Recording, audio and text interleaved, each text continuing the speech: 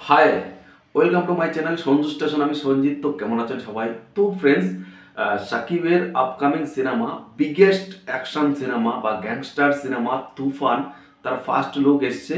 তো সেটা নিয়ে আমি একটা রিভিউ ভিডিও করেছি বা রিয়াকশন ভিডিও করেছি, আমার কাছে কেমন লেগেছে।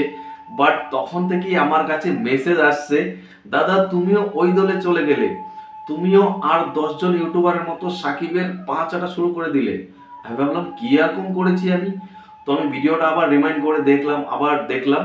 তো সেখানে আমি বলেছি যে এই যে পোস্টারটা এসছে, এটা কোথাও গিয়ে চেঙ্গিজের কপি নয়। এটা বলতে পারেন সেই সময়কালের সিনেমা বলে, গ্যাংস্টার সিনেমা বলে, কোথাও না কোথাও একটু সিমিলারিটি রয়েছে। বাট না, তারা তো বিশ্বাস করতে চাইছেই না। তাদের একটাই দাবি, চেঙ্গিজের সস্তা কপি এটা। তো এই বিষয়ে আমি কথা বলবো। তো প্রথমত যেই ব্যাপারটা, যে এটা কি চেঙ্গিজের সস্তা কপি, তো আমার কাছ থেকে যে উত্তরটা আপনারা আশা করছেন সেটা আমি ক্লিয়ারলি বলে দিচ্ছি, না, এটা কোথাও গিয়ে চেঙ্গিজের কপি পোস্টার নয়। চেঙ্গিজের পোস্টারটা এক পাশে দাঁড় করান, তুফানের পোস্টারটা এক পাশে দাঁড় করান, সে কাস্টমের মধ্যে আপনি সিমিলারিটি পাবেন। আর সেই ব্যাকড্রপে যেহেতু সিনেমা, সেখানে গ্যাংস্টারের সিনেমা, সেই গ্যাংস্টার যেরকম হওয়া দরকার, আপনি কেজিএফ তুলে নেন বা আরও বড় বড় যে গ্যাংস্টার সিনেমাগুলো রয়েছে, সেই ধরনের সিমিলারিটি থাকবেই। আর সিগারেট খাওয়া, সিগারেট টানা, এটা তো কমন ব্যাপার গ্যাংস্টার সিনেমায়, তাই না? আর গান ফান তো থাকবে, এগুলো কমন ব্যাপার। লুক, চুলগুলো লম্বা, এটাতেও বলছে। হাতে আংটি পড়ে আছে, এগুলো বলছে। তো দেখুন, আমি একটা কথা বলি, আমি যদি দুটো পোস্টার পাশাপাশি রাখি, জিতের এখানে ফ্রান্স কার্ড রয়েছে, সাকিবের এরকম নেই। তো সাকিব আর জিতকে কিন্তু ডিফারেন্ট লাগছে। হ্যাঁ, ব্যাকড্রপটা এক, ভালো করে বুঝবেন, ব্যাকড্রপটা এক, বাট কোথাও সিমিলারিটি নেই। পোস্টার দুটো আলাদা। বসার স্টাইলটা কোথাও গিয়ে একটু একটু মিলতে পারে, সিগারেট ধরানোর স্টাইলটাও হালকা ফুলকা মিলতে পারে। আপনারা এটাকে এত মিলাচ্ছেন। আমি একটা পোস্টার আপনাদেরকে দেখাচ্ছি, জিতেরই মানুষ সিনেমার পোস্টার, জিতু কামালের লুকটা দেখুন। আমার তো মনে হয় চেঙ্গিজের লুকের থেকে জিতু কামালের লুকের সঙ্গে বেশি মিল রয়েছে সাকিবের তুফানের পোস্টারটা। তাহলে কি ওখান থেকে কপি হয়ে গেছে? না, আমি এটাই বারবার বোঝাচ্ছি যে গ্যাংস্টার সিনেমাতে কপি এটা নয়, এটা সিমিলারিটি থাকবেই, একই ব্যাকড্রপের সিনেমা। যাই হোক, পোস্টারটা কিন্তু দুর্দান্ত হয়েছে। সাকিবকে এখানে যে গ্ল্যামারাস লাগছে, তার অ্যাটিটিউডটা যেভাবে ফুটে উঠছে, সাকিবকে তো অ্যাকচুয়ালি বাংলাদেশে যারা ডিরেক্টর রয়েছে, আমি সাকিবের এর আগের রাজকুমার সিনেমার পোস্টার দেখলাম, মানে যাতা, মানে একটা 2024-এ এসে একটা পোস্টার দেখে যদি ওয়াও ওয়াও না করেন, তাহলে কিসের পোস্টার? পোস্টার দেখে যদি আপনার এক্সাইটমেন্ট না জাগে, তাহলে কিসের পোস্টার? তো ওখানে তো সাকিবের ছিল। আমি যদি প্রশংসা করার হতো, তাহলে রাজকুমারের পোস্টারটা আমি ওয়াও ওয়াও, আমাদের কলকাতার কিছু ইউটিউবার রয়েছে সেটা দেখে নাকি ছিটকে গেছে, পড়ে গেছে, তো সেরকম বলতে পারতাম, ছিটকে গেছি, পড়ে গেছি, উড়ে গেছি, প্লেন দিয়ে নিয়ে গেছে। ওইসব আমার দ্বারা হবে না। ভালোটাকে ভালো বলবো, খারাপটাকে খারাপ বলবো। রাজকুমারের পোস্টার আমার ভালো লাগেনি, তুফানের পোস্টার আমাকে দারুণ লেগেছে।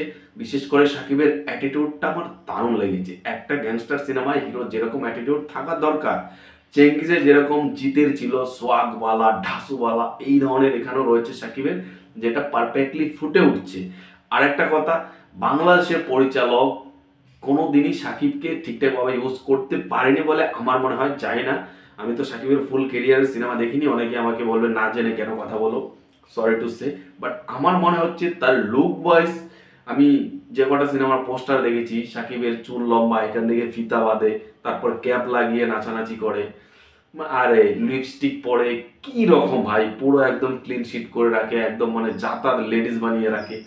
এই যে সে কলকাতার সিনেমার সঙ্গে বা এসবিএফ বা কলকাতার প্রোডাকশনের সঙ্গে যখনই একটা কিছু করে, তখনই বোঝা যায় যে সাকিব খানের মধ্যে কতটা পটেনশিয়াল রয়েছে। তার মানে কি, এখানে ডিরেক্টর বাংলাদেশেরই, বাট এই ডিরেক্টর বাংলাদেশের একজন ভালো ডিরেক্টর, রায়ন রফি, এ অরিজিনাল বাংলাদেশের ভালো ডিরেক্টর গুণগত মান হিসেবে। আদারওয়াইজ যে কি হিমেল আশরাফ, কিট আশরাফ, হিমেল আশরাফ যে রাজকুমারের সাকিবের লুকটা রেখেছে, একটা ক্লিন শিট, একদম বাজে লাগে। আর এই রাজকুমার যে লুকটা দিয়েছে সেটাতেও জমলো না। তো এটাই বলবো, বাংলাদেশে গুণী পরিচালক খুব কম রয়েছে, হাতে গোনা দু একজন রয়েছে। আদারওয়াইজ ওগুলোকে ছাপিয়ে যে ভুলভাল সিনেমা সাকিব করে, জানি না কেন করে, এত বড় সুপারস্টার, তাই এই ধরনের সিনেমা না করা উচিত। ভালো ডিরেক্টরদের সাথে কাজ করা উচিত। আর বিশেষ করে আমাদের এখানকার সঙ্গে কোলাবরেট করে বেশি কাজ করা উচিত। তাহলে সাকিবের যে মান বা যে একটা পাওয়ার, যে একটা বিস্তার রয়েছে, সেটা অ্যাকচুয়ালি ভালো কন্টেন্টে দাঁড়ায় উঠবে। ভুলভাল সিনেমা খালি হিট করে গেলেই তো হলো না। যারা স্মার্ট লোক রয়েছে তারা দেখে যেন ছি ছি না করতে পারে, এই ব্যাপারটা আমি বোঝাতে চেয়েছি। তো আমার মনে হয় তুফান সিনেমাটাই শাকিব খানের কেরিয়ার এরকম একটা সিনেমা হবে যেটা খুব স্মার্টলি ভাবে, খুব স্ট্রঙ্গার ভাবে এবং খুব সম্মানভাবে সিনেমাটা হিট করবে। হ্যাঁ, অনেক হয়তো বা তার সিনেমা হিট করেছে, বাট সেখানে অনেক ভুল ভ্রান্তি থাকে, কারণ ডিরেক্টর, স্ক্রিপ্ট রাইটার ঝুলিয়ে দেয়। তো ভালো ডিরেক্টর হাতে পড়লে সাকিব একজন ভালো অভিনেতা, সে দেখিয়ে দেবে। তো আমার মনে হয় তুফান ব্লকবাস্টার হবে, মানে বাংলাদেশে তো সুপার ডুপার হিট হবেই, কলকাতাতেও যদি ভালো মার্কেট ধরতে পারে, যেহেতু মিমি রয়েছে, যিশু রয়েছে, কিছু না কিছু তো বিজনেস করবেই, বাকিটা কন্টেন্টে বলবে। আর রায়হান রাফির এখানে কিন্তু টুকটাক ফ্যান ফলোয়িং রয়েছে। তো এই ছিল আজকের মতো আলাপ আলোচনা, মোদ্দা কথা এটাই, এটা চেঙ্গিজের লুক থেকে কপি নয়, আমি আবারও ক্লিয়ার বলছি। চেঙ্গিজ ডিফারেন্ট একটা পোস্টার, এটা ডিফারেন্ট একটা পোস্টার, হালকা ফুলকা সিমিলারিটি রয়েছে। তো এটা নিয়ে